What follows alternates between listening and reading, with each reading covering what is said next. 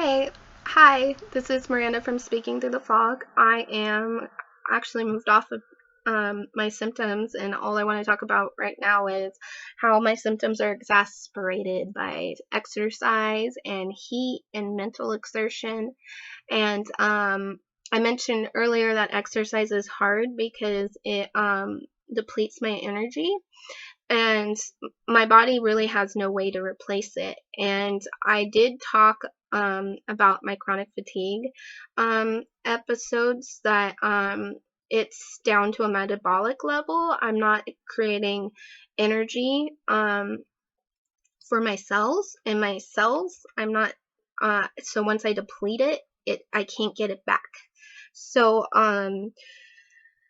one thing about that is it's not just physical exertion that makes me tired, it's mental exertion that makes me tired. Going to the doctor will wipe me out for the rest of the day, because sitting there trying to remember what I need to say, make myself sound coherent, being pleasant and cooperative and, seeming open and not, oh, you want to treat me. I'm not a hard to deal with patient, and be intelligent without being too informed and getting their hackles raised because they're the doctor and I'm the patient.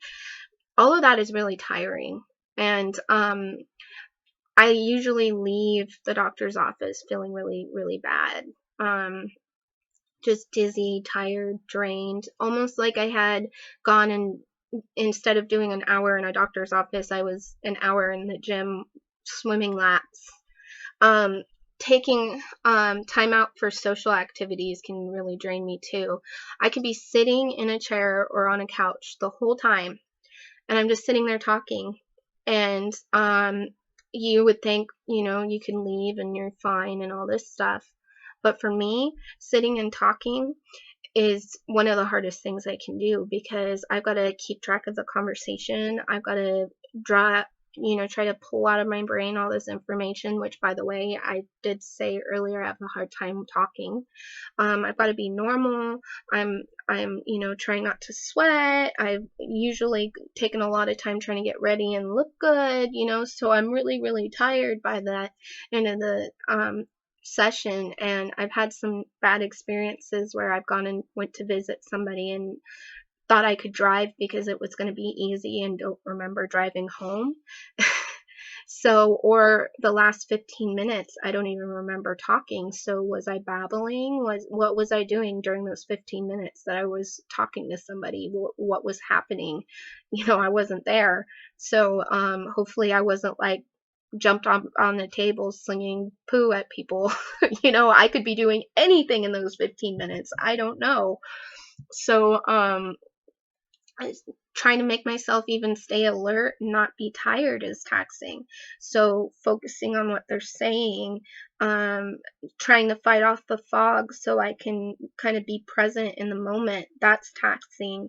And if you think about it, so if I'm losing energy at a cellular level, that means that I don't have a problem with my muscles, or a problem with my heart, or a problem with my lung. I'm having a problem with my cells in particular, the energy in my cells. So that's every single cell in my body, including my brain. And your brain takes up actually most of your energy from your cells, because you do so much thinking 100% of the time. You never rest your brain. So if you're doing something that's mentally taxing, it's actually taking more power to function with your brain than it would running a mile, So that's why me doing this is really hard. And as I go on, it gets harder and harder for me to speak. Handling things like paperwork or financial things, like I do it when I'm feeling pretty good. And I'm fine as long as all the numbers are working out. But if you throw any wrench into that equation, or if like something's not coming out right, or I'm going to have to call this person, it really messes everything up, and I might not be able to do it because I screw things up. I can't think right at that point. And so I'm not as able to do that kind of stuff. I've always been a planner. I've been uh, I like to think of things ahead of time. I like to research where we're going. I like to plan my kid's birthday party to the nth degree, and I like doing things, and I like feeling useful too. And to not be able to have the energy to do these things are really, really hard. So, and just having exercise and mental activity make my things or my sickness worse has been really hard not to push myself. I wind up doing things that I shouldn't, and because I want to get them done and I want to do them right, and then I wind up really, really sick. The other thing is heat makes me worse. So if I go out and it's hot, oh my gosh, it's so bad. It like within seconds I'm like super bad. It's like a vampire. The heat just like sucks out all of my energy. So there's a lot of things I have to avoid to make sure I'm feeling okay. And it's why I'm in a wheelchair a lot of times.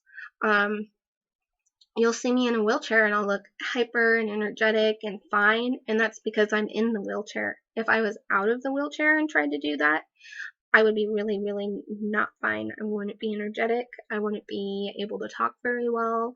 I would be way more in the fog. And a lot of times I go out and see my friends and I cut it short. Whereas, maybe I would spend 2, 3, 4 hours talking to them. I only spend an hour because I know that past that I'm not going to be fine. So, that's this episode. There's one more episode where I'm going to wrap this all up. Thank you for watching, and hold on for that last episode of Speaking Through the Fog. You don't look sick.